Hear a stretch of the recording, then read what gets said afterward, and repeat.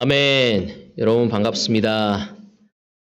오늘 우리 아니 씨의 그 성찬을 통해서 우리 하나님이 얼마나 놀라우신지에 대해서 느낄 수 있었고, 무엇보다 아니 씨의 마음이 놀라운 것 같아요. 우리가 그리스도인으로서 때로는 우리에게 벌어지는 사건들을 우리가 어떤 관점으로 바라보냐에 따라 그것이 우리에게 위기가 될 수도 있고 또 기회가 되어질 수도 있습니다. 우리가 그리스도 안에 있기 때문에 그 많은 상황들을 주님의 눈으로 바라봤을 때 주님이 우리의 삶에 그 시간들을 통해서 하나님의 섭리와 또 하나님의 계획을 이루신다는 것을 확신한다는 것은 참 은혜로운 삶이라는 생각을 다시 하게 됩니다. 어쩌면 오늘 이 시간 여러분의 개인적인 삶에서 어려움을 겪고 있는 사람도 있을 것이고 또 기쁨을 갖고 있는 사람도 있을 거고 좀 이렇게 보링, 좀 심심하고 좀 이렇게 뭔가 특별한 것이 없이 조용히 지내는 사람도 있을 것입니다. 그렇지만 하나님은 그 모든 것을 사용하셔서 우리를 하나님의 뜻에 맞게끔 인도하고 싶어 하신다는 것을 여러분이 알기를 바라고 싶습니다. 여러분, 오늘 날씨가 너무 좋지 않습니까? 맞아요. 예배에 오는데 기분이 너무 좋더라고요. 정말 그 태양의 그 따사로움을 느끼면서 행복감을 만끽할 수 있었고, 또 도로변에 펴 있는 정말 이렇게 초록이 아닌 연두빛이 우리에게 신선함을 주고, 벚꽃이 아직 지지 않은 것은 또 아직도 벚꽃이 풍성하게 핀 모습을 보면서 이 봄을 마음껏 우리가 누릴 수 있도록 해주신 것에 대해서 하나님께 너무 찬양을 하고 싶습니다. 여러분, 창세기 1장에 보면은요, 하나님이 무엇을 설명하시고자 하시냐면은 이 세상을 처음 얘기했을 때 혼돈이라는 단어를 쓰고 있습니다. 그 다음에 공허함이라는 단어를 쓰고 있습니다. 그리고 어둠이라는 단어를 쓰고 있어요. 근데 하나님이 이 혼돈과 공허함과 이 어둠 속에서 무엇을 보이고자 하냐면 혼란 속에서 질서로 채워지는 하나님의 섭리를 보여주시고자 하십니다. 또한 공허함 속에서 모든 것들을 채우는, 땅의 모든 것들을 공허함에서 채우는 모습을 또 보이십니다. 그리고 어둠 속에서 빛으로 인도하시는 하나님을 보실 수 있죠. 여러분, 우리 하나님이 얼마나 놀라우신 분인지. 그래서 이 자연의 그 모든 것 하나하나가 하나님이 만드신 그 계시인데, 그것이 무엇이냐면 우리에게 알려주고자 하는 게 뭐냐면 혼돈 속에 너희들이 있다면 이 자연을 통해서도 그 질서를 이루어가는 하나님을 느끼기를 원하는 거죠. 또 공허함 속에 우리의 삶이 있다면 이 자연을 통해서 하나님이 그 채우심을 또한 보기를 원하고 있습니다. 어둠에 있다면 다시 빛 가운데 하나님이 인도하시는 그 놀라운 역사를 확신하기를 바라는 것입니다. 오늘 이 예배 역시 여러분이 혼돈 가운데 있다면 질서를 찾아갈 수 있고, 또한 공허함 속에 있다면 하나님의 말씀으로 풍성함으로 가득 채워질 수 있는 여러분이 되어지고, 여러분이 어둠 속에 있다면 빛 가운데 빛의 아름다움을, 그 기쁨을 만끽하는 삶이 되어지는 그 시간이 되어지기를 바라면서 오늘 여러분과 함께 말씀을 나누고 싶습니다. PPT 부탁드리겠습니다. 오늘 여러분과 함께 나누고 싶은 말씀은 견고하게 서 있는 그리스도인. 지난주에 3포인트였는데 한 포인트밖에 하지 못했습니다. 그래서 지난주 여러분 기억하시죠? 하나님 앞에 구별된 존재로서 우리가 살아가야 한다. 여러분, 요즘에 와서 더더욱 느끼는 것은 그리스도인으로서 견고히 서 있는 것이 굉장히 중요합니다. 그렇지 않습니까? 이 세상이 우리를 가만두지 않습니다. 심지어 교회 내에서도 우리를 가만두지 않습니다. 우리가 어떻게 해야 할지 하나님 앞에 구별된 존재로 서 있어야 한다. 여러분, 그러기 위해서 뭘 해야 한다고 그랬죠? 바로 이 베드로후서인 저자 이 베드로는 우리가 티도 없고 흠이 없는 존재로서 하나님 앞에 서야 함을 얘기하고 있어요. 여러분, 그 단어는 어디서 나왔다고 얘기했죠? 레위기에 하나님께 제물을 드리려고 했었을 때 바로 이 단어를 사용한다고 했죠. 여러분, 우리의 삶이 거룩해진다는 것은 바로 사도 바울이 얘기한 것처럼 산 제물로서 우리가 하나님께 드리워줘야 하는 거죠. 티도 없고 흠도 없는 존재.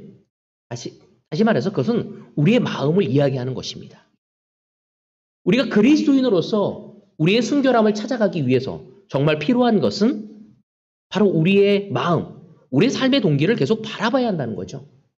오늘 여러분은 이 자리에 나와서 예배를 드리는 여러분은 어떠한 동기로 이 자리에 나왔습니까? 예배 순서를 담당해서 나왔습니까? 아니면 늘 10년, 20년, 30년 살아왔기 때문에 익숙함으로 나왔습니까? 하나님은 진정 우리가 하나님과 연결되어져서 우리의 마음을 살피며 순결함으로 그분께 드리워지기를 원하고 있는 것입니다. 시간이 가면서 교회의 여러 가지 문화와 교회의 익숙함에 빠질 수 있지만 그것이 우리를 그리스도 안에서 견고히 서 있게 할 수 없다는 겁니다. 우리를 견고히 서 있게 할 수 있는 것은 우리의 마음을 끊임없이 살피며 봐야 한다는 거죠. 여러분 갈라디아서에서 보면은요. 무슨 얘기를 하고 있냐면 너희들이 심지어 누구를 도와줄 때에도 너희들도 그런 시험에 빠지지 않을 수 있도록 너희들의 마음을 살펴보라고 이야기하고 있습니다. 우리가 좋은 위치에서 누군가를 도와줄 때에도 내 마음을 다시 한번 살피라고 이야기하고 있죠. 여러분 우리의 마음이 바르지 않았었을 때 우린 결코 구별된 존재로서 살아갈 수 없게 되어지는 것입니다. 우리가 올바른 마음을 지키지 않을 때 더 이상 배우려고 하지 않습니다. 그리스도에게 배우려고 하지도 않고요. 또한 주변 형제 자매들로부터 관심이 없어져 버리죠. 그냥 귀찮은 거죠. 오늘 여러분은 경화의 삶에, 우리 경화자매의 삶에 관심이 있습니까? 오늘 여러분들은 이지은 자매의 삶에 관심이 있습니까? 오늘 여러분은 차영태 형제의 삶에 관심이 있습니까? 여러분 우리의 마음을 살피지 않았었을 때 우린 그리스도의 마음을 갖기 어렵고 내 코가 석자기에 내가 생각하고 내가 듣는 거에서만 충실하기에 우리의 마음을 지키기가 어렵다는 것입니다. 우리는 말씀을 통해서 우리의 마음과 우리의 삶의 동기를 살피고 기도를 통해 우리의 마음과 우리의 동기를 살피고 또 영적인 형제 자매들과 교제하며 우리의 마음과 우리의 동기를 살펴봐야 합니다. 우리가 함께 모여서 우리 교회의 좋은 문화가 서로 제자 훈련을 서로 하는 관계입니다. 그 시간을 통해 마음을 나눈 거죠. 만약에 그 시간에 마음을 나누고 있지 못한다면 어쩌면 우리는 흠없이 티 없이 하나님께 갈 수 없는 존재로서 있다는 것입니다. 주님 앞에 말씀을 볼 때도 내 마음을 거울처럼 보지 않고 있다면 우리는 하나님 앞에 구별된 존재로서 있는 것이 아니죠. 우리의 구별된 존재라는 것은 모든 것이 완벽하고 고칠 게 없는 것이 아니라 기꺼이 우리의 마음을 열어서 주님의 손길에 의해서 기꺼이 고침을 받고자 하는 것. 내가 생각하고 있고 내가 느끼고 있는 것들을 나눌 수 있는 그 자세가 하나님 앞에 구별된 존재고 우리의 삶이 종교적으로 가지 않을 수 있다는 것입니다. 바로 그 마음을 가지고 기도하고 말씀을 볼 때 찬양할 때 그게 구별된 존재로서 하나님께 기쁨을 드리고 영광을 돌릴 수 있게 되는 것이고 바로 그런 마음을 살피면서 직장 생활을 할 때 바로 거기서부터 그리스도의 향기를 우리가 나눠줄 수 있게 되는 것입니다. 여러분의 가정에서도 그리스도의 향기를 뿜기 위해서 우리의 마음을 살피지 않는다면 결코 그리스도의 향기를 우리는 전할 수 없다는 거예요. 여러분, 우린 견고히 서 있기 위해서 구별된 존재로서 하나님 앞에 서 있기를 바라고 싶습니다. 오늘 저의 두 번째 포인트는요. 하나님의 일하심을 신뢰하는 삶을 살자는 것입니다.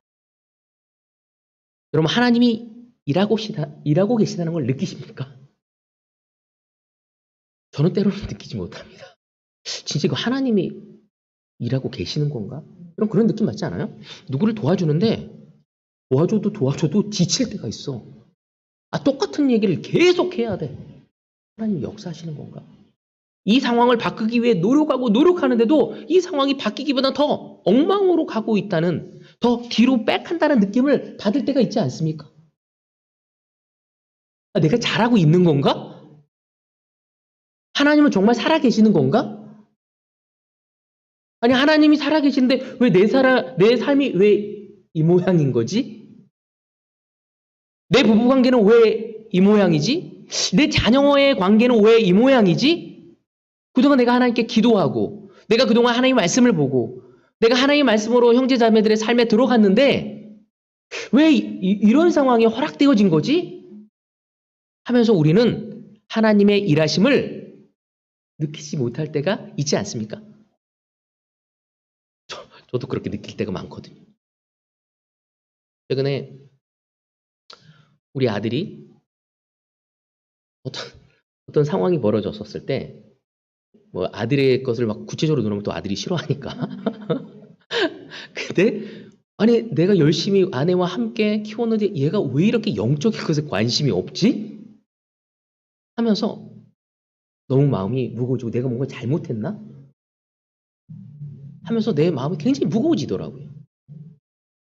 그러면서 하나님이 역사하고 계시는 건가? 때로는 지금 내가 원하는 기대, 내가 원하는 상황 속에 현실이 그것을 반영하지 못했을 때 우리는 하나님이 일하고 계심을 느끼지 못할 때가 많다는 것입니다. 근데 이 두 번째 포인트는 하나님이 일하심을 신뢰하는 삶을 우리는 살아야 한다는 것이죠. 베드로후서 3장 15절입니다. 우리 주님의 오래 참으심이 구원을 위한 것이라고 생각하십시오. 그러면 베드로 역시도 형제 자매들이 그렇게 느끼고 있는 거야. 아니 하나님이 우리와 함께 하시는 거야? 왜 이렇게 어려워? 외부에서도 어려운데 내부적으로도 어렵네? 이단이 판을 치네? 아니 우리 안에서도 하나가 안 되네? 주님이 뭐냐면 주님의 오래 참으심이 구원을 위한 것이라고 생각하십시오. 그러니까 주님의 오래 참으심이 그들한테는 달갑지 않은 거야. 사실은. 왜 빨리 뭔가 와서 뭘 해주시길 원하는데 안 되니까. 그것은 우리의 사랑하는 형제 바울이 자기가 받은 지혜를 따라서 여러분에게 편지한 바와 같습니다. 여러분 이단들의 특징이 뭐냐면요. 잘못된 종말론을 가져가게 하죠. 너무 거기에 빠져서 현실을 무시하고 사실은 자기만의 구원을 위해서 왜곡된 삶을 살아가게 되는 것입니다. 또 아니면 이 종말론을 무시해버리는 거죠. 하나님의 마지막 때가 이 세상을 보내지 않을 거라고. 지금도 우리가 2000년 기다려서 또 어쩌면 앞으로도 2000년 기다려야 하는 거 아니에요? 하면서 무시하는 성향이 생길 수 있는 거죠. 그래서 종말이 없다고 잘못된 이단 세력이 그 당시에도 있었습니다.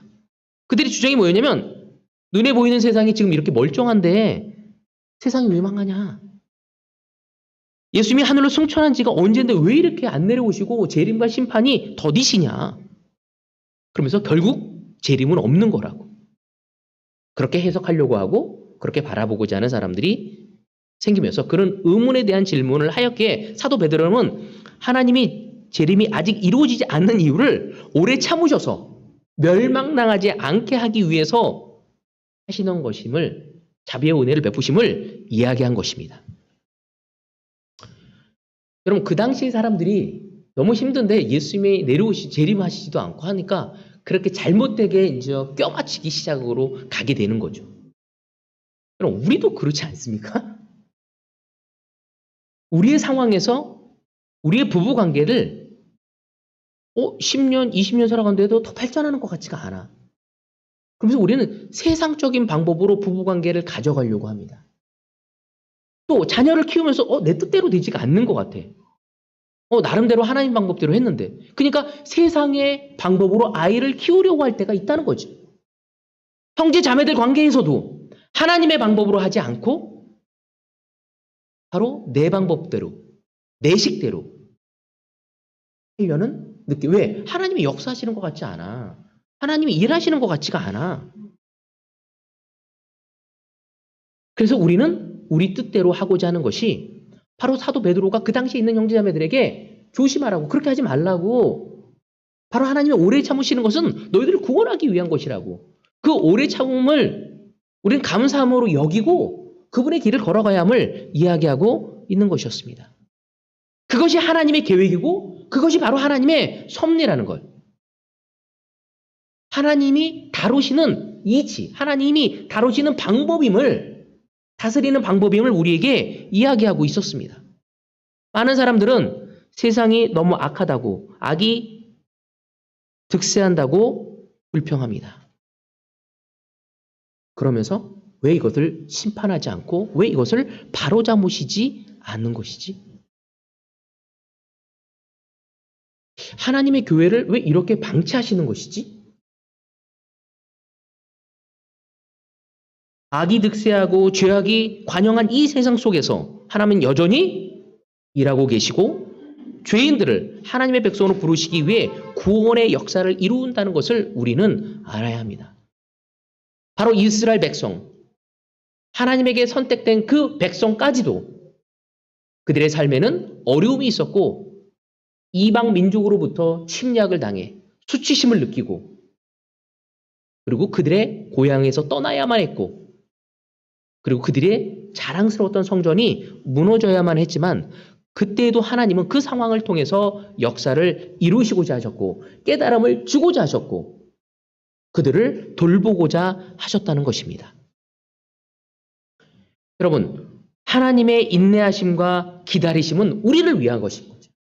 지금 당장 우리가 원하는 방법대로 우리가 뜻하는 대로 하나님의 공의와 정의가 이루어진다 않는다 할지라도 하나님의 열매가 우리 안에 이루어지지 않는다 할지라도 하나님은 역사하고 계시는 겁니다. 왜? 그것을 통해 우리를 훈련하고자 하시고 우리에게 깨달음을 주고자 하신다는 것을 우리가 보지 않는다면 우리는 하나님을 신뢰하지 않고 다른 사람에게 불평과 원망을 갖다 대며 판단하는 데 갈 수밖에 없다는 것입니다.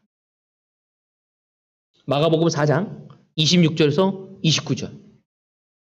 여러분 여기서 예수님이 말씀하시는 하늘나라의 비유에 대해서 이야기하십니다.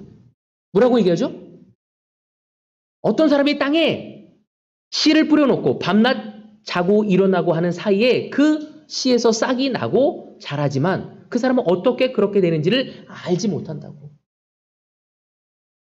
여러분 때로는 우리의 자녀들에게 우리의 형제자매들에게 끊임없이 말씀을 뿌렸었을 때 아무것도 안 일어나는 것 같이 느껴진다 할지라도 내가 지금 기도하고 내가 지금 말씀을 읽고 내 삶을 하나님의 방법대로 가고자 노력하는데 내 삶에 큰 변화가 없다 할지라도 자고 일어나는 사이에 하나님은 그 씨에서 싹을 내고 그리고 열매를 맺어가실 거라고 이야기하고 있습니다. 여러분, 하나님의 일하심을 인간의 눈으로 판단해서는 안 된다는 것이죠. 지금 우리에게 벌어진 이 상황들, 내 부부관계, 내 자녀들, 내 직장, 내 부모님, 또 내 주변에 있는 형제 자매들, 지금 전 세계에서 이루어지는 코로나, 또 우크라이나에서 러시아의 침략에 의해서 고통당하고 있는 사람들. 여러분 오늘 이 시간 우리는 하나님의 눈으로 보지 않는다면 우리 인간 눈으로 이야기한다면 세속적인 방법으로 판단하게 될 것이고 더 이상 믿음의 눈을 하나님의 인내하심과 자비하심을 기억하지 못하고 가게 될 것입니다. 때론 우리 눈으로 봤었을 때는 공평하지 못하고 억울하고 정의가 없는 것 같고 좌절되었던 시간이라 할지라도 슬픈 시간이라 할지라도 하나님은 그 시간을 통해 기쁨으로 또는 회복으로 희망으로 정의와 공의를 이루시는 이라는 것입니다. 여러분 모든 것을 주관하시는 우리의 하나님은 참새 한 마리도 하나님의 허락 없이는 땅에 떨어지지 않는다고 말씀하신 말씀을 우리는 기억해야 합니다. 하나님의 일하심을 신뢰해야죠. 지금 내가 불편하고 내가 원하지 않은 상황이 있다 할지라도 하나님이 그 상황을 통해서 이루시려는 게 무엇인지 우리는 마음을 열고 말씀을 집중하며 기도하며 마음을 열 수 있어야 합니다. 그렇지만 우리가 하나님을 신뢰하지 않을 때 우리는 우리의 마음을 닫아버릴 것입니다. 이스라엘 민족의 많은 사람들이 하나님의 백성인데도 불구하고 그들의 마음을 닫아버리고 세상과 타협하며 살아간 자도 많음을 우리는 알아야 한다는 것입니다. 하나님은 모든 일을 가장 완벽하게 그리고 공정하게 이루실 분임을 우리는 신뢰하고 그분을 바라보고 우리의 믿음의 걸음을 한 걸음 한 걸음 뗄 수 있어야 합니다. 바로 그것이 예수님이 이 땅에 오셔서 우리에게 보여주신 역사였고 하나님이 수천 년 동안 하나님의 백성을 통해서 우리에게 보여주신 일이셨고 지금 오늘 이 시간도 나의 시간적 개념 속에서 하나님을 바라본다면 우리는 믿음의 길을 걷기가 어려울 수 있다는 것입니다. 하나님의 일하심을 신뢰할 수 있는 우리가 될 때 우리는 그리스도인으로서 견고히 서 있을 수 있게 될 것입니다. 다음 포인트.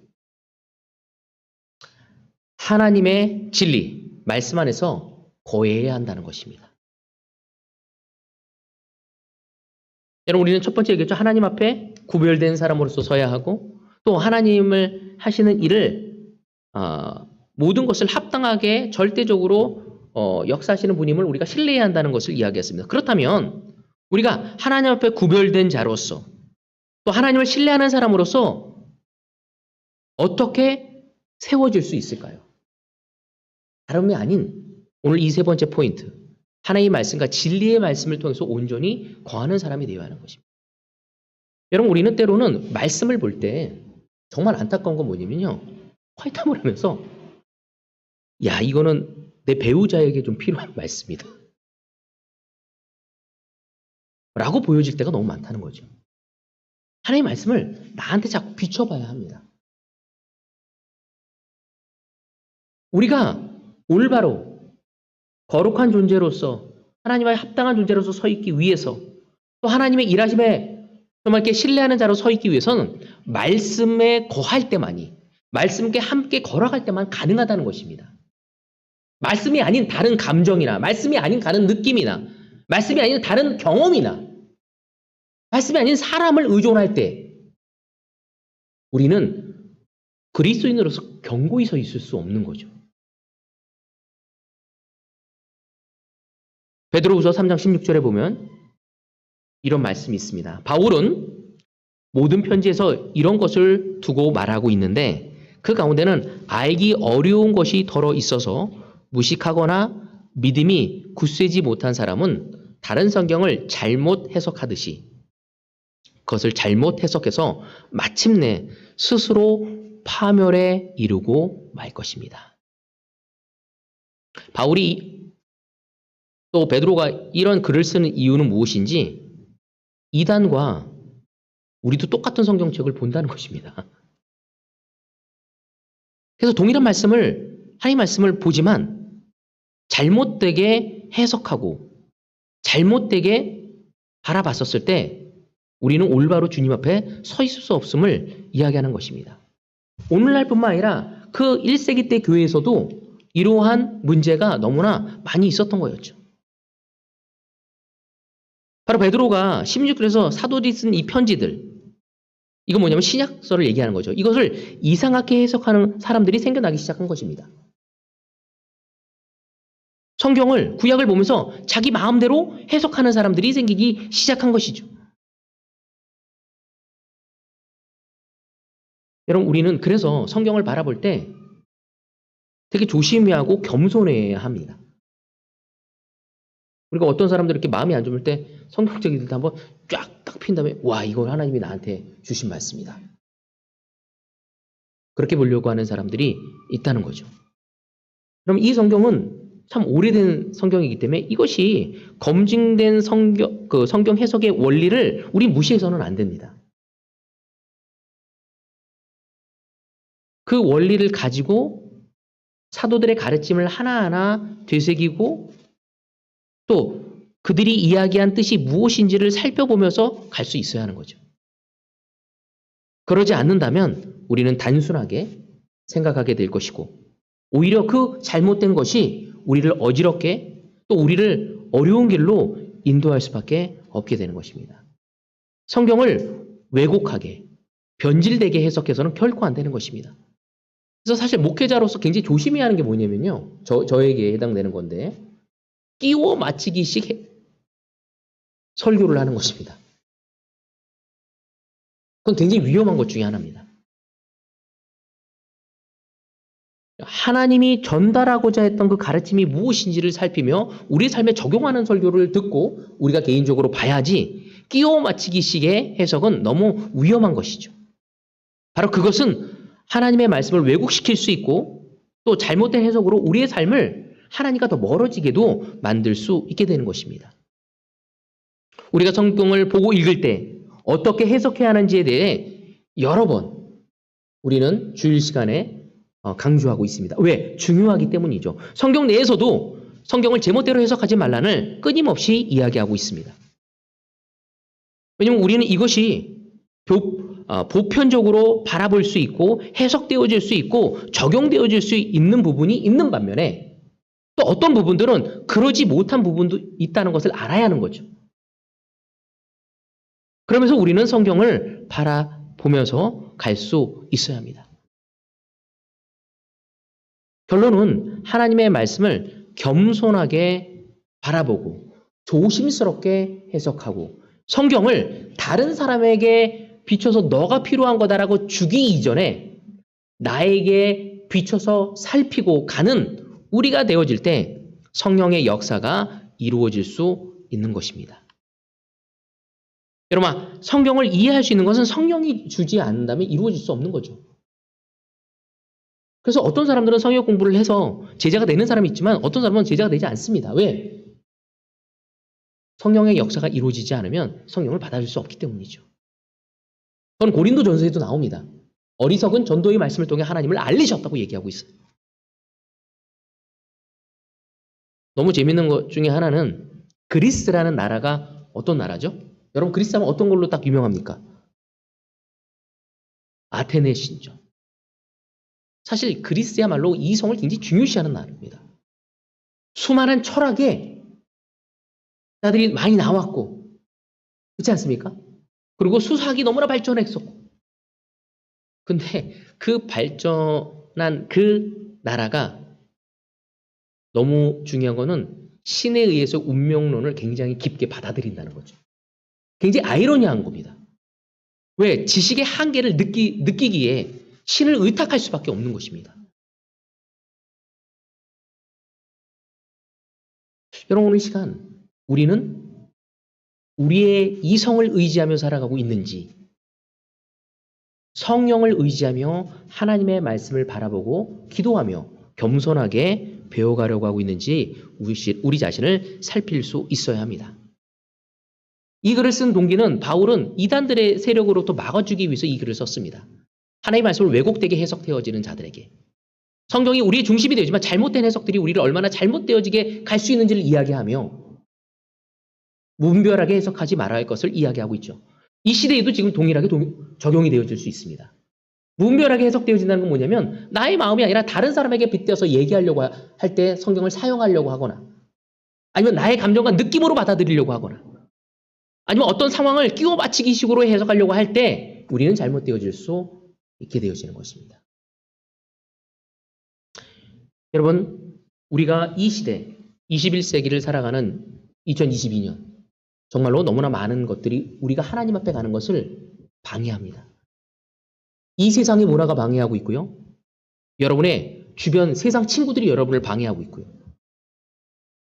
이 세상에서 방영되고 있는 방송이 여러분의 마음을 세속적으로 인도할 거고 심지어 형제 자매들이 여러분을 하나님께 가는 것을 막을 수 있다는 것입니다. 이것을 해결할 수 있는 방법이 무엇인지 바로 하나님 앞에 구별된 자.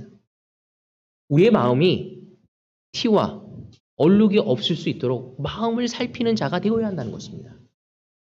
두 번째, 하나님의 일하심을 신뢰하자고. 눈에 보이는 것에만 연연하는 것이 아니라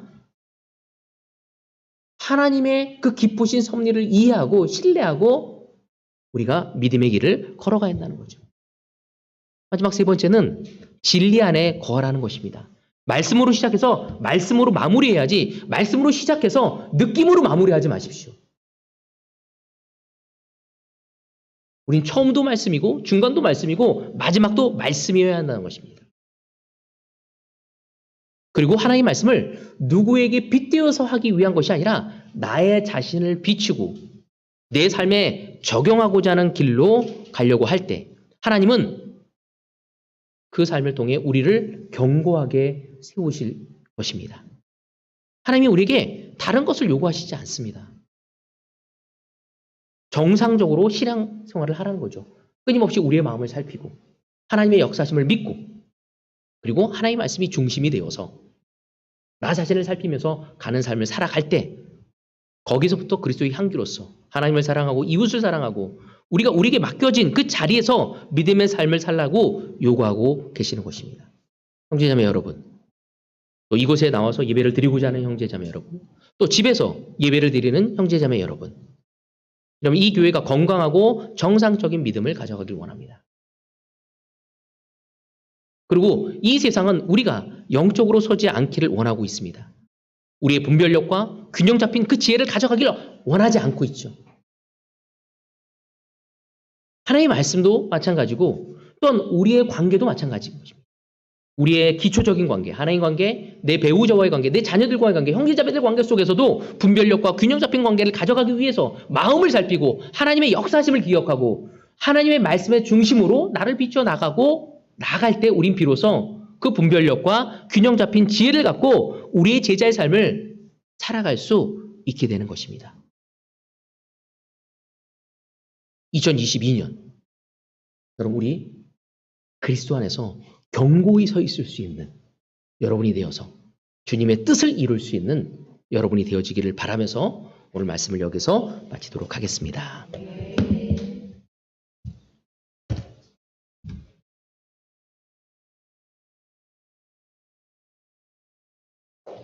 아멘. 모두 자리에 일어나셔서 말씀에 반응하시면서 164장 예수 따라가며 찬양하겠습니다.